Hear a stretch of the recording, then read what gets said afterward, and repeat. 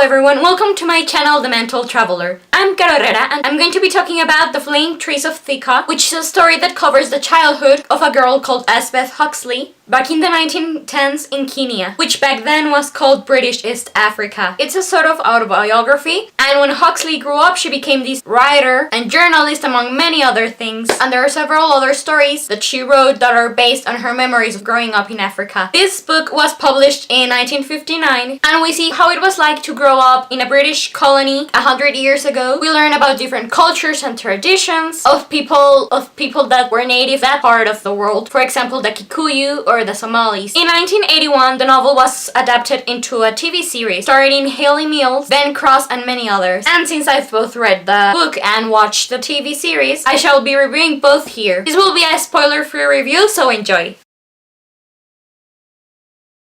I was introduced to the story of the Flaming Trees of Thika through the TV series. I saw it back in the summer of 2016 and I loved it and I wanted to read the novel it was based on one day, and now I read it. But the reasons behind why I enjoyed the Flaming Trees of Thika are because it's all due to Out of Africa, another autobiography of what it was like to live in British East Africa for the first 20-30 years of the last century. Ever since I saw the film starring Meryl Streep and Robert Redford, I fell in love with that time period, that place, the landscape. That was my first introduction into becoming sort of fascinated by stories that deal with British people 100 years ago, going off to settle in the colonies. I mean, everything about.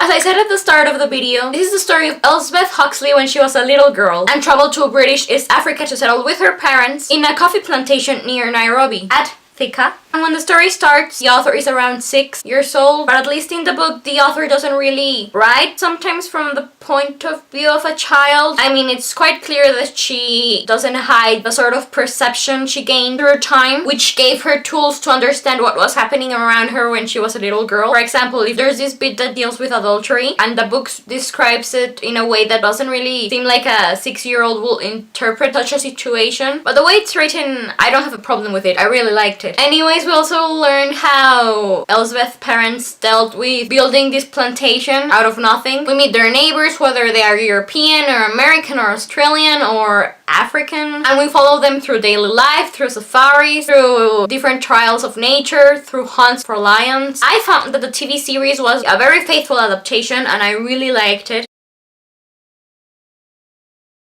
I give both the book and the TV series of The Flaming Trees of Thika a 4 out of 5 stars review. I really like them, but in the end they're not extraordinarily outstanding. The TV show is quite good and long, so I loved all of the details they went into to really make me feel I was living in that time period. And I guess I may prefer the TV series to the book, even though the novel is pretty nice too. The writing is really neat and easy to understand, but maybe I had no trouble getting what was going on because I had already seen the TV series. But anyways, I really recommend the story if you're into the whole British imperialism, but I have encountered better ones under that banner. There's a sequel of sorts to The Flaming Trees of Thika called The Mottled Lizard, set when the author was 11 after World War I. I hope to read it one day, as well as another book that deals with Huxley going back to Africa when she was an adult, which is called Out in the Midday Sun. For the moment, I believe this is all I have to say about The Flaming Trees of Thika. I shall keep my fingers crossed that you enjoyed it, and please, if you would like to talk about this story with me, do so. I would love to discuss it. In the description box below you can find the links to the Goodreads page for the novel, as well as the IMDB page for the TV series adaptation. Thank you kindly for watching my review for The Flaming Trees of Thika. I'm Carolera, the Mental Traveler. I wish you a great day, take care,